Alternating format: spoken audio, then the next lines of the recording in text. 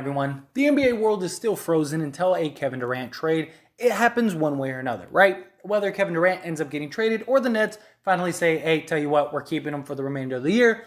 One way or another, we are waiting for that first domino to fall, which is Kevin Durant. And then that likely will decide what happens with Kyrie Irving, what happens with Donovan Mitchell, whatever other trades, and as well as free agency, right? There's a lot of players that are still free agents out there that are waiting for their opportunity to sign with a team, and many teams aren't going to do that until they figure out what's going to happen in a inevitable Kevin Durant trade, or if he ends up staying with the Brooklyn Nets. But one of the big updates that has came as of late is the Miami Heat potentially going for Kevin Durant. Now, it was reported the other day that Miami has shifted all focus to Kevin Durant, that they're not trying to go after Donovan Mitchell, that Kevin Durant is their number one target, that they believe he has more value. Not just that, but Donovan Mitchell being on the rookie extension, stuff like that just becomes very complicated. They have Bam. They're not going to get rid of Bam. So Kevin Durant is their one and only real target that could be an upgrade for them. Now, when it comes to Kevin Durant, the Miami Heat are essentially out of the race for Kevin Durant, that the Nets perceive their package as very little and not worth their time based on reports. So any chance of Miami potentially getting Kevin Durant is essentially gone, which means the pool for Kevin Durant is getting more and more dry. And I mean, the only teams that could really meet the asking price were the Golden State Warriors. Like the Toronto Raptors, the Pelicans could have done something, but none of them want to give up any major assets. None of them want to give up any of their young stars to put a package together that would be good enough for Kevin Durant. In Miami, if we're being honest, never really had a chance to begin with. You're not trading Jimmy Butler. Bam, that could probably get the job done, but Bam is Pat's guy. Pat ain't trading Bam. Not just that, but they couldn't even trade Bam even if they wanted to, because you'd have to move Ben Simmons first and all that stuff, and it just becomes very complicated. Tyler Hero, a couple draft picks isn't enough to get somebody like Kevin Durant, especially with what the Brooklyn Nets asking price is. The only team that's really left, and the only team that I think has a shot still, otherwise, I think Kevin Durant ends up being a Net for the remainder of the season. Now that Miami's out, now that the Golden State Warriors have completely removed themselves from the equation as well, the only team that's left that would be maybe willing to do this deal and could meet the asking price is, of course, the Boston Celtics, right? We're kind of waiting to see what develops with the Boston Celtics. We know Boston put in an offer a while back. The Nets balked at the offer, but that's just how it goes, right? You throw in the first offer, Derek White, Jaylen Brown in a first.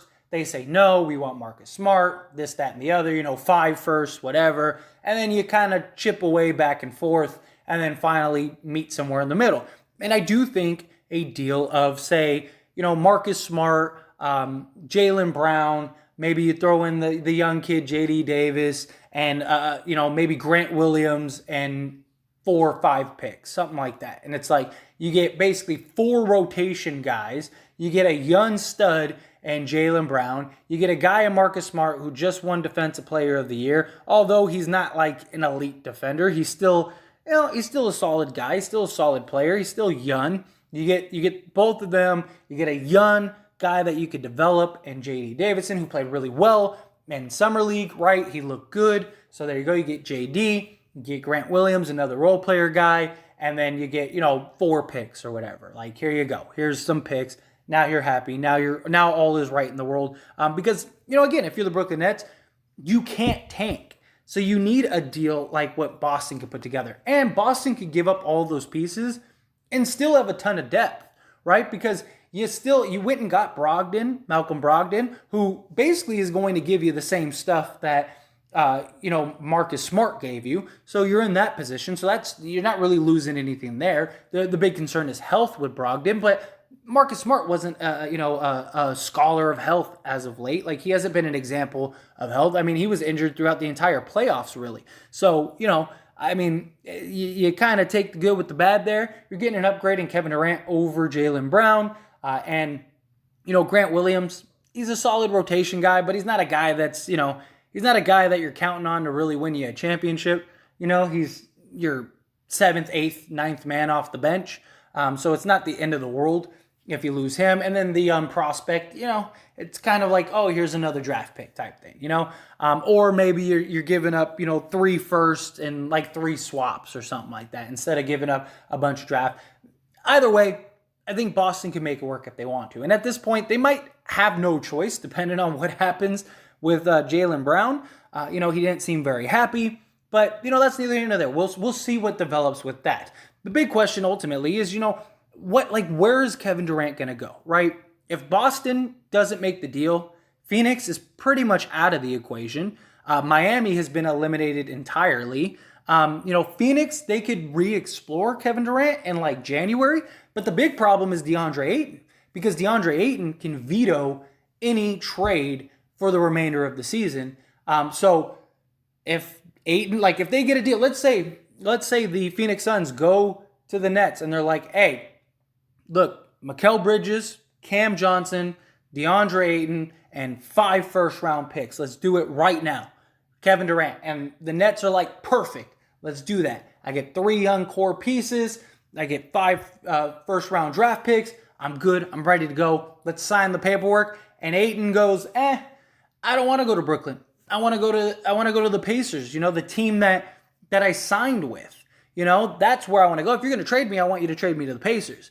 And what if at that point the Lakers ended up trading for Miles Turner and Buddy Hield? Now the Pacers don't have anybody to trade to go get Ayton. Where if they would have had Miles Turner, maybe you swap Ayton for Turner, and then now Turner's in the deal. Now it's a 3-team deal. Maybe you do something like that. But that's the problem, is that Phoenix, they might not even be able to get there anymore, at least the remainder of this season. And Golden State has taken themselves out. Toronto, they're not going to give up Scotty Barnes. And then, even if, let's say they would take Pascal Siakam and OG, right? Let's say you got to trade those two. I don't think Scotty Barnes and Kevin Durant is enough to win you a championship if you're Toronto. Scotty Barnes, he's still a rookie. How much is he going to improve year 2? And even if he does, lack of experience, all of that stuff, I just don't see it happening. And it's like the well for teams that could go and acquire Kevin Durant are getting smaller and smaller and smaller every day. And I just think now we're on kind of the last leg, which is the Boston Celtics, which could also be why the Nets released that information, right? Because the information came from the Nets side. We know that. And so maybe the Nets were throwing this out there, wanting to stir up the pot a little bit, cause a little chaos in the Boston Celtics organization, maybe kind of force their hand, because look what happened. Jaylen Brown's not happy. And yes, there were reports that, Jaylen Brown's willing to accept his thing, but he's showing face. What is he supposed to say? Screw them. I want them to trade me regardless. He doesn't have to sign the extension. He's a free agent in 2 years. So, if you're Boston, this might be your one shot, because you might never be able to get a guy like Kevin Durant. Jaylen Brown could just leave you and go sign elsewhere. And even if you do trade him, are you ever going to be able to trade him for a Kevin Durant-esque player? Probably not. There's only one Kevin Durant. It's like, so if you're Boston, you might be painted into a corner here. And that might be why the Nets threw that out there, because the Nets now stirred the pot. Maybe they can get other teams excited and Boston would be really scary if they had Jason Tatum and, Robert Williams and, Kevin Durant. Maybe we should go and, make a push for Kevin Durant here. That's what the Nets are hoping. Or they're hoping that Boston goes, man, now we got to do this, right? We could lose JB. He's not happy. We're in a rough spot. And now, maybe they do kind of cave to what the Nets want and ended up landing Kevin Durant. It's just outside of Boston, I don't know where else he's going to go. Miami's completely removed, completely dissolved now. And Phoenix ended up getting their bluff called, and the Pacers ended up putting in an offer for Ayton, and they had to match. So now they're pretty much out of the equation. It's not impossible, but I just don't know how you get there. And Boston's the only team right now that could do a straight up trade. Maybe, you see all the hypothetical 5-teamers and all this, that, and the other. And yeah, is it possible? Yeah, but realistically, it's probably not going to happen. It's too hard. it's hard enough to do a 1-for-1 trade. Now you're adding, 4 other teams to the mix, and all it takes is one of those teams or one of those players to say, no, not happening, and now the whole deal falls apart. I mean, we saw a 3-team deal with Toronto, the Knicks, and the Lakers last year fall apart literally at the deadline.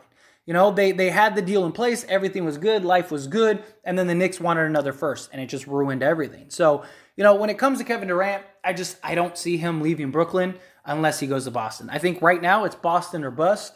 You never know. Something could develop tomorrow. Every day is a new day in the NBA, right? But I think ultimately we're probably looking at a Kevin Durant in Brooklyn situation, and we'll see how those dominoes fall. I mean, if you're a Laker fan, you're rooting for Kevin Durant to get traded to Boston because that means Kyrie is gone.